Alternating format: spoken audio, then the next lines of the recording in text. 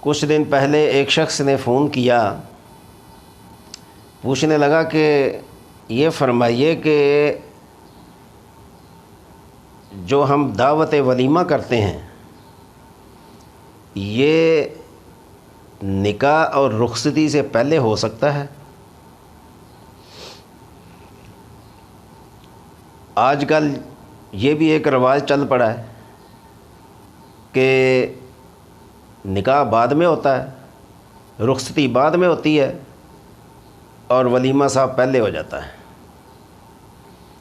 تو میری بات سمجھ لیں کہ نکاح اور رخصتی سے پہلے جو ولیمہ ہے وہ ولیمہ نہیں، وہ صرف کھانا ہے۔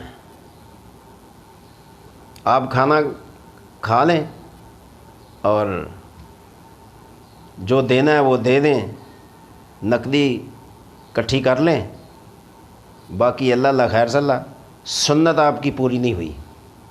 سنت ولیمہ کیا ہے کہ نکاح بھی ہو، رخصتی بھی ہو اور بیوی اپنے شوہر کے گھر میں جائے،